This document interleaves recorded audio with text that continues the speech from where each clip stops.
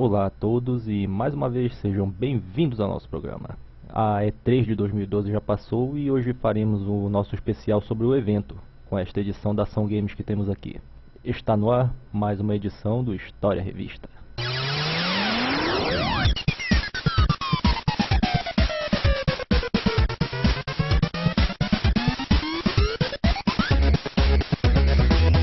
Ação Games 38, julho de 1993, 175 mil cruzeiros. Esse era o preço que estava sempre aumentando.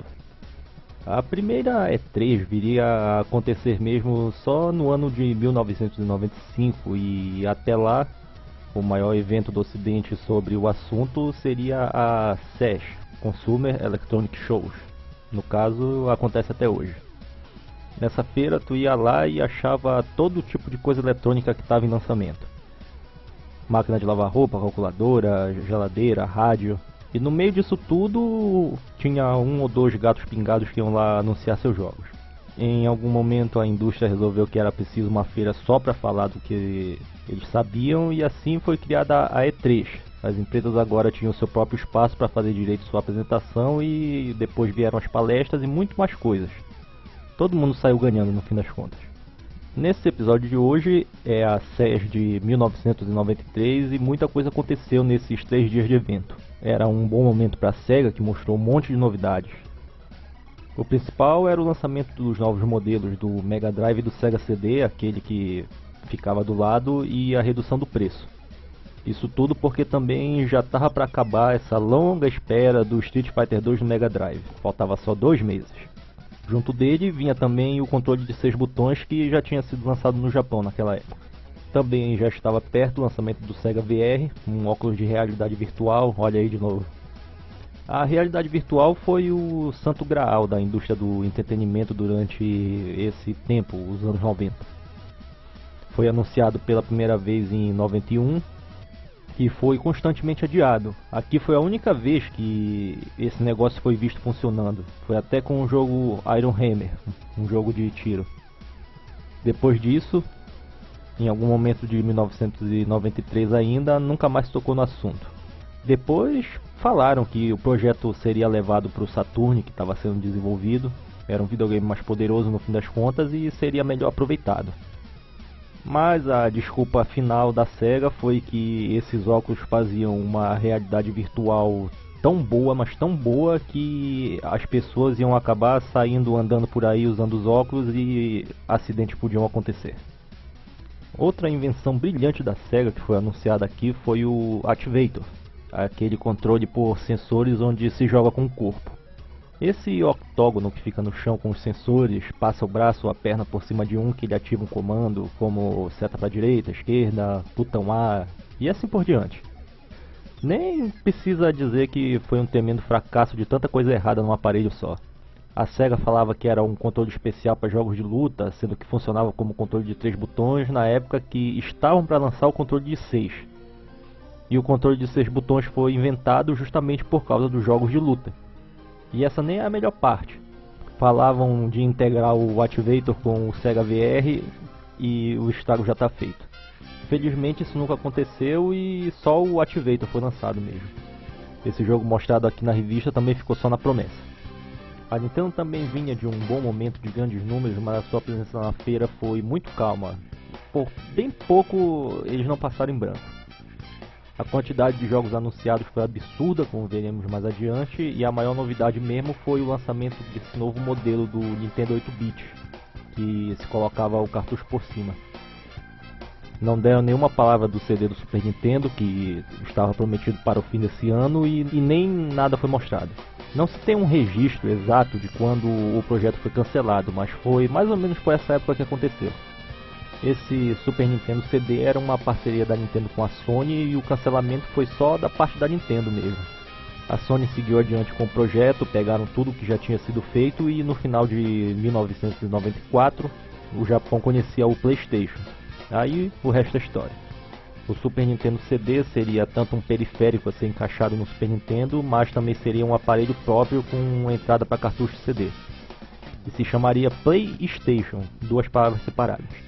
Esse projeto também teve uma participação da Philips, que, como vimos na página anterior, lançou de uma vez o CDI, o seu videogame, entre aspas, que já tinha sido lançado originalmente em 1991, mas 2 anos depois ainda era uma grande promessa que pouca gente conhecia e acabou por virar uma bela de uma tragédia.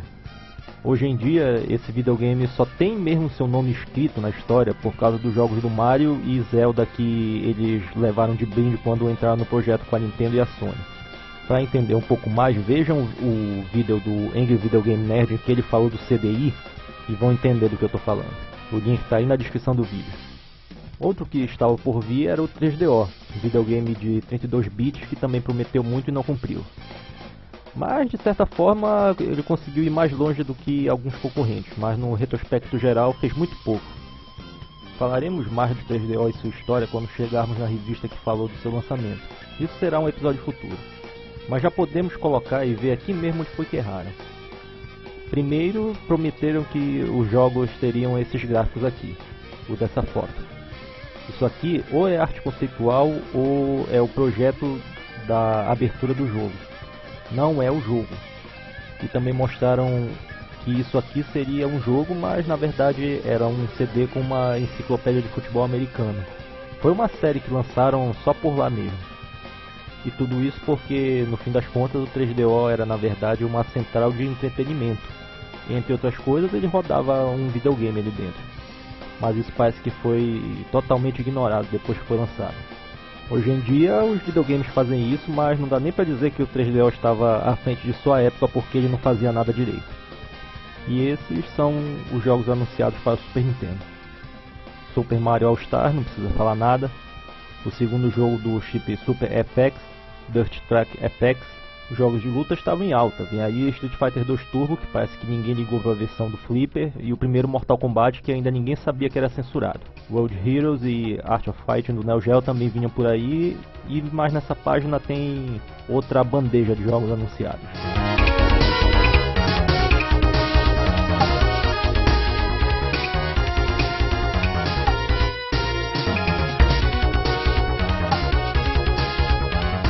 Um dos lançamentos do mês foi justamente o Super Bomberman, um grande clássico. Não podemos deixar passar em branco. O Mega Drive também teve vários jogos anunciados. Sonic Spinball, Virtua Racing, Aladdin, Eternal Champions.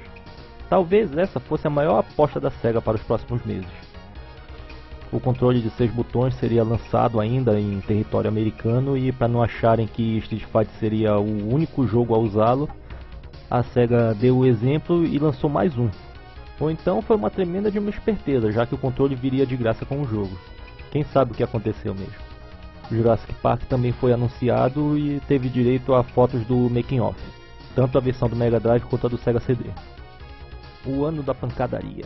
Street Fighter 2 finalmente chegava. Aqui ainda era um preview, mas essa novela durou só mais 2 meses. Aqui falaram que o último atraso teve o mesmo motivo dos outros desde o começo do desenvolvimento desse jogo. O controle de qualidade que não gostou do resultado e mandou trabalhar mais. Mas a verdade é outra, vamos colocar aqui resumidamente. Primeiro lançaram Street Fighter 2 no Super Nintendo, aquela primeira versão em que não se jogava com os chefes. Nessa época, a Capcom já tinha lançado a Champion Edition, aquela em que já se podia jogar com chefes, e a SEGA combinou de lançarem essa versão para o Mega Drive. Começaram os adiamentos e no meio do caminho a Capcom lançou a versão Turbo no Flipper, e a Nintendo assinou para lançarem essa versão também. Logo em seguida veio a SEGA e acertou com eles o mesmo jogo, e aí temos mais um adiamento. Foi aí que passou o tempo e chegou aqui essa revista. Street Fighter Turbo está quase para ser lançado nas suas versões caseiras. E no final de toda essa história, o que tivemos foi o Street Fighter 2 Turbo no Super Nintendo e o Special Champion Edition no Mega. Apesar dos nomes diferentes, era o mesmo jogo. Traziam tanto a versão Turbo quanto a versão Champion Edition para ser escolhido e ser jogado finalmente. Esses jogos terão seu próprio episódio, aguarde. Aqui vemos novamente Mortal Kombat, que acabava de ser anunciado e que seria lançado para quase todos os sistemas que existiam. Super Nintendo, Mega Drive, Master System, Game Boy, Game Gear e PC. Só mesmo o Nintendo 8-bit ficou de fora. E aqui do lado, mais jogos a serem lançados nos próximos meses.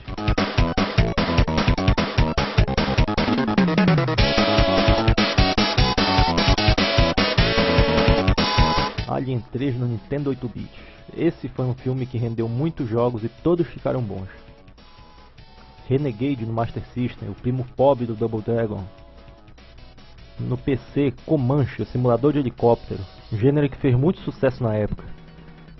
Era incrível como esses jogos conseguiam ser tão bons mesmo com tanta limitação nessa época. Os computadores eram bem lentos, mas os gráficos faziam muito bem o seu serviço, impressionante. Nessa página também tem uma propaganda com vários acessórios da Nintendo. Vemos o controle oficial da Capcom para jogar Street Fighter, o Aquapad, o lendário controle transparente, o controle sem setas direcionais e um boneco do Mario direto do filme. Lethal Enforcers da Konami. Esse aí foi lançado e chegamos ao final da edição com Asas Indomáveis, controle que não acaba mais. Este foi o especial E3 2012, como se fazia antigamente, mais exatamente na época de julho de 1993. Aí na descrição do vídeo você vai encontrar também o link para uma playlist onde tem 4 reportagens mostrando uma geral do que aconteceu nessa feira. Tem por volta de 3 horas de duração, então prepare-se que não é pouca coisa. Obrigado a todos por sintonizarem e fiquem ligados para o próximo episódio. Abraços e até a próxima.